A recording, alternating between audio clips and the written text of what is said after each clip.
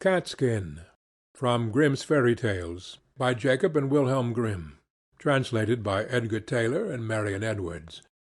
This recording is in the public domain. Read by Bob Neufeld. There was once a king whose queen had hair of the purest gold, and was so beautiful that her match was not to be met with on the whole face of the earth.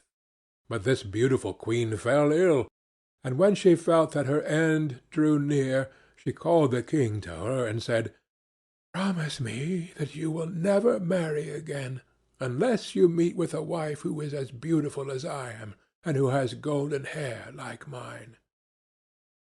Then, when the king in his grief promised all she asked, she shut her eyes and died. But the king was not to be comforted, and for a long time never thought of taking another wife. At last, however, his wise men said, "This will not do. The king must marry again, that we may have a queen." So messengers were sent far and wide to seek for a bride as beautiful as the late queen. But there was no princess in the world so beautiful, and if there had been, still there was not one to be found who had golden hair. So the messengers came home, and had all their trouble for nothing. Now the king had a daughter, who was just as beautiful as her mother, and had the same golden hair. And when she was grown up, the king looked at her, and saw that she was just like this late queen. Then he said to his courtiers, "May I not marry my daughter? She is the very image of my dead wife. Unless I have her, I shall not find any bride upon the whole earth. And you say there must be a queen." When the courtiers heard this, they were shocked, and said, "Heaven forbid that a father should marry his daughter. Out of so great a sin no good can come." And his daughter was also shocked, but hoped the king would soon give up such thoughts. So she said to him, "Before I marry any one, I must have 3 dresses. One must be of gold, like the sun. Another must be of shining silver, like the moon. And a third must be dazzling as the stars. Besides this, I want a mantle of 1,000 different kinds of fur put together, to which every beast in the kingdom must give a part of his skin." And thus she thought he would think of the matter no more. But the king made the most skilful workman in his kingdom weave the 3 dresses, one golden like the sun, another silvery like the moon, and a third sparkling like the stars.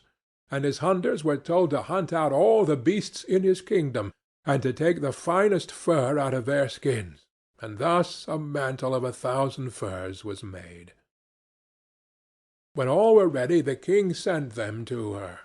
But she got up in the night, when all were asleep, and took 3 of her trinkets, a golden ring, a golden necklace, and a golden brooch, and packed the 3 dresses, of the sun, the moon, and the stars, up in a nutshell, and wrapped herself up in the mantle made of all sorts of fur, and besmeared her face and hands with soot. Then she threw herself upon heaven for help in her need, and went away, and journeyed on the whole night, till at last she came to a large wood. As she was very tired, she sat herself down in the hollow of a tree, and soon fell asleep, and there she slept on till it was midday. Now, as the king to whom the wood belonged was hunting in it, his dogs came to the tree, and began to sniff about, and run round and round, and bark. "Look sharp," said the king to the huntsman, "and see what sort of game lies there." And the huntsman went up to the tree, and when they came back again, said, "In the hollow tree there lies a most wonderful beast, such as we never saw before. Its skin seems to be of 1,000 kinds of fur, but there it lies, fast asleep." "See," said the king, "if you can catch it alive, and we will take it with us." So the huntsman took it up, and the maiden awoke and was greatly frightened, and said, "I am a poor child that has neither father nor mother left. Have pity on me, and take me with you." Then they said, "Yes, Miss Catskin, you will do for the kitchen. You can sweep up the ashes, and do things of that sort." So they put her into the coach, and took her home to the king's palace. Then they showed her a little corner under the staircase, when no light of day ever peeped in, and said, "Catskin, you may lie and sleep there." And she was sent into the kitchen, and made to fetch wood and water, and to blow the fire, pluck the poultry, pick the herbs, shift the ashes, and do all the dirty work. Thus Catskin lived for a long time, very sorrowfully. "Ah, pretty princess," thought she, "what will now become of thee?" But it happened one day that a feast was to be held in the king's castle. So she said to the cook, "May I go up a little while and see what is going on? I will take care and stand behind the door." And the cook said, "Yes, you may go, but be back again in half an hour's time to rake out the ashes."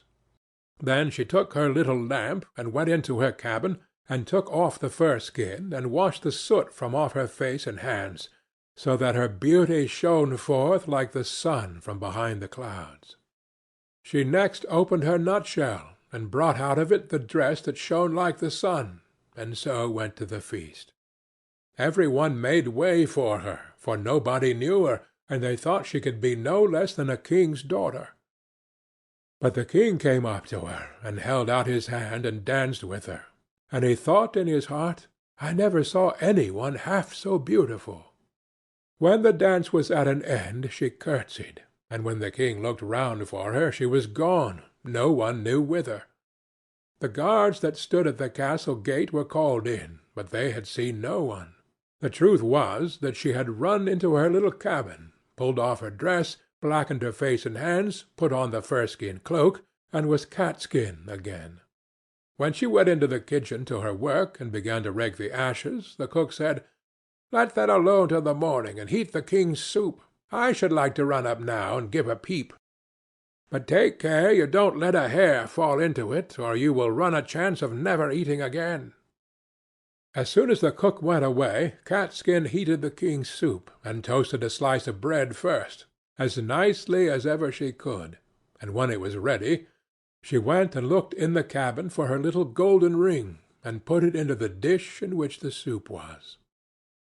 When the dance was over, the king ordered his soup to be brought in, and it pleased him so well that he thought he had never tasted any so good before.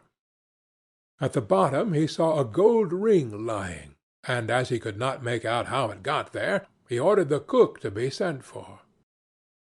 The cook was frightened when he heard the order, and said to Catskin, "You must have let a hair fall into the soup. If it be so, you will have a good beating."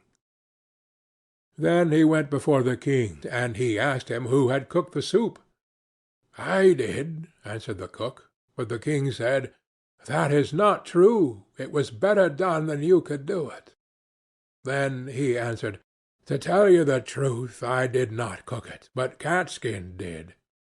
"Then let Catskin come up," said the king. And when she came, he said to her, "Who are you?"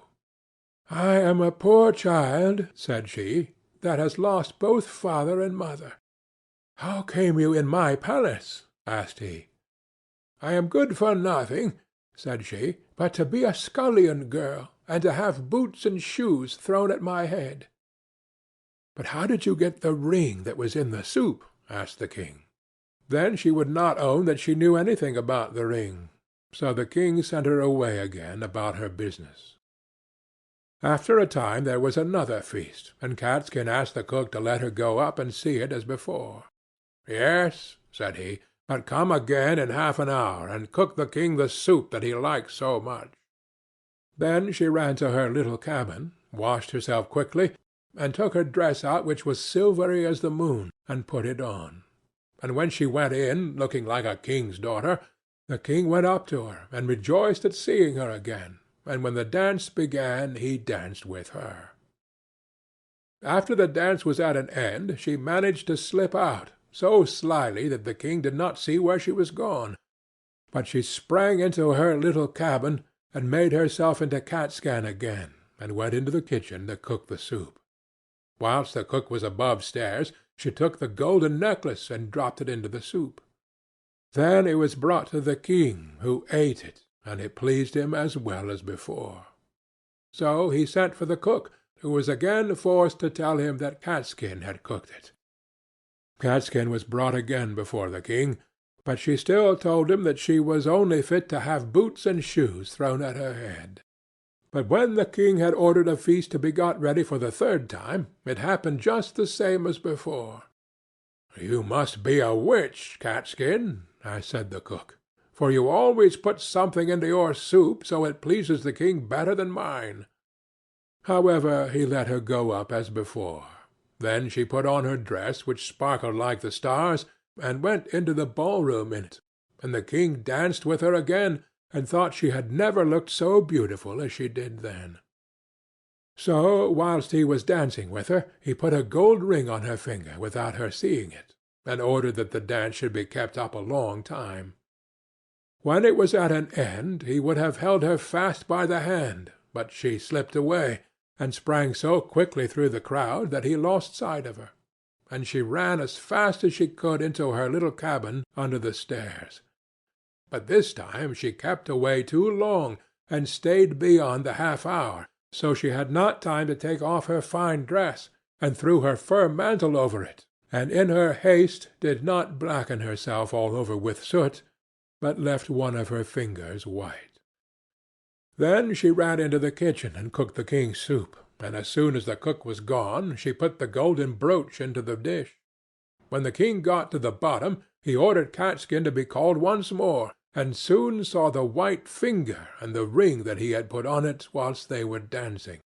So he seized her hand, and kept fast hold of it, and when she wanted to loose herself and spring away, the fur cloak fell off a little on one side, and the starry dress sparkled underneath it. Then he got hold of the fur and tore it off, and her golden hair and beautiful form were seen, and she could no longer hide herself. So she washed the soot and ashes from her face, and showed herself to be the most beautiful princess upon the face of the earth. And the king said, "You are my beloved bride, and we will never more be parted from each other." And the wedding feast was held, and a merry day it was, as ever it was heard of or seen in that country, or indeed in any other. End of Catskin.